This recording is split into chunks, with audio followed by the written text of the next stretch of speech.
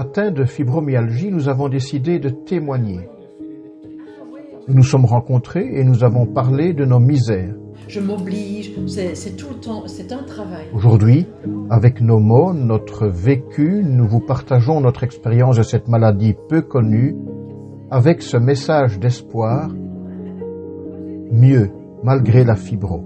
Ce qui est bien, c'est de trouver ses propres solutions.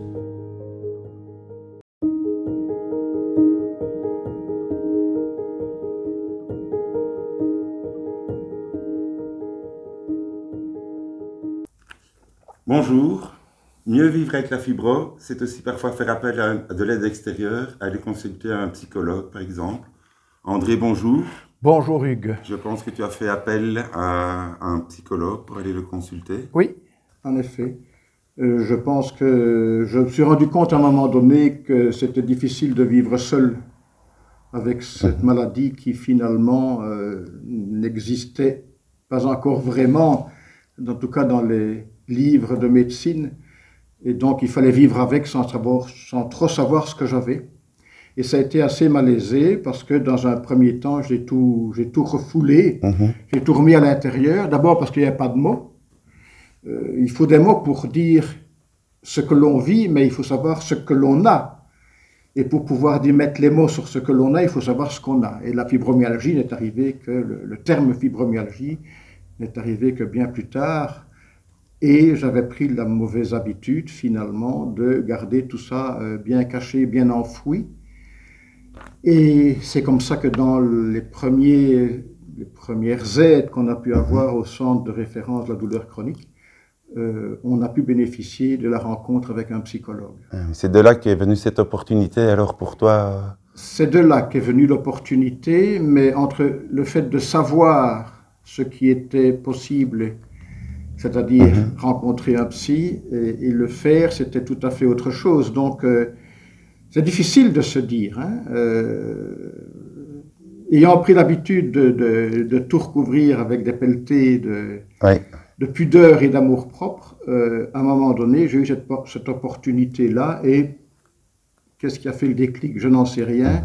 J'ai été rencontrer le psy avec lequel le contact s'est passé très naturellement et très rapidement, et je me suis senti tout à fait en confiance.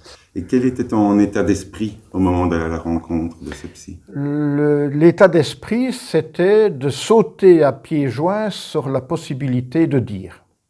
Je me rendais compte qu'il fallait bien que je dise à un moment donné. On ne peut pas indéfiniment... je me rendais d'autant plus compte que dans mon couple, c'était également quelque chose qui était important, mais qui est aussi très dur à dire. D'abord parce qu'on est l'homme, le mâle qui ne souffre pas, qui ne se plaint pas, qui. Par rapport aux enfants, la même chose. Le père, c'est pas rien. Moi, j'ai eu un père très, très autoritaire, très présent, très fort. Et donc, tout ça a fait à un moment donné que les premières rencontres avec le psy ont débloqué quelque chose. Il y a eu un déclic et ça m'a permis de commencer alors un chemin possible, mais pas nécessairement facile. Est-ce qu'on peut dire que c'est plus facile de se livrer à un tiers qu'à un proche? Quelle est la différence? Oui, il n'y a pas de comparaison. Je dis, à partir du moment où le contact est établi, à partir du moment où je me suis senti bien avec le psy et en confiance, j'ai pu y aller gaiement, c'est beaucoup dire, j'ai pu y aller franchement, voilà, parce que c'est quand même, ça reste difficile, d'autant qu'à un moment donné, dans les conséquences de la maladie, il y a des choses qui ne sont pas nécessairement très joyeuses à dire. Il y a l'exacerbation de comportements habituels, mais qui sont multipliés en ampleur, et donc j'étais râleur, j'ai devenu très râleur. J'étais rancunier, je suis devenu très rancunier, je me fermais assez facilement, je me fermais totalement. Donc, il fallait montrer à un moment donné une facette.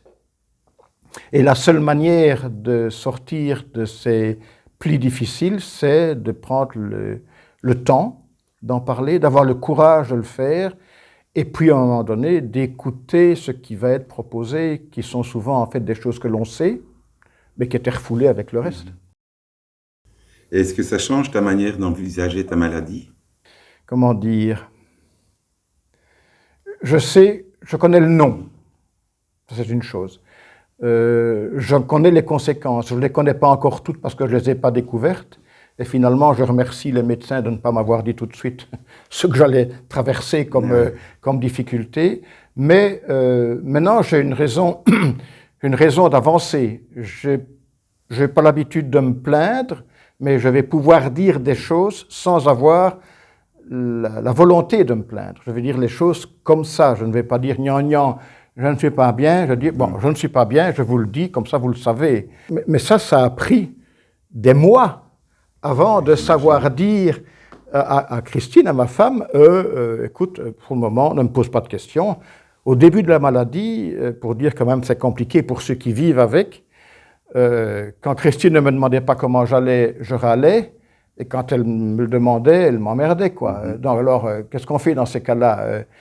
Donc, je veux dire, l'accompagnant ou l'accompagnante est aussi confronté à des choses quand même très malaisées. Je parviens maintenant à le dire plus facilement. Et si je ne sais pas le dire, je vais l'écrire, parce que ça m'a permis aussi d'exprimer des choses. Ouais. Et ça, c'est important, parce que pour dire des choses, il faut se sentir terriblement en confiance. Il faut que l'autre aussi soit à un moment donné prêt à entendre.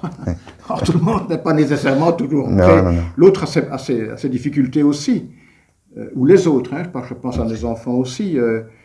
C'est difficile pour eux d'affronter, de poser des questions.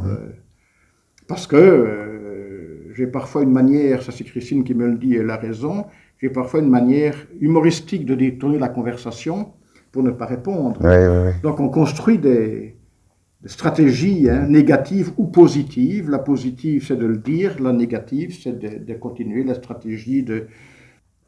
Et alors, pour mieux vivre malgré la fibro, si en un mot, 2 mots, tu devais dire ce que ça a changé pour toi de cette rencontre avec un psychologue? Oui, mais je pense que c'est le verbe dire.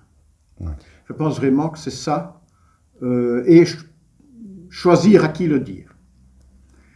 Donc, pour mieux vivre malgré la fibro, on peut dire aussi rencontrer quelqu'un d'extérieur pour pouvoir soi-même aller mieux. Oui. C'est quelque chose de vraiment important.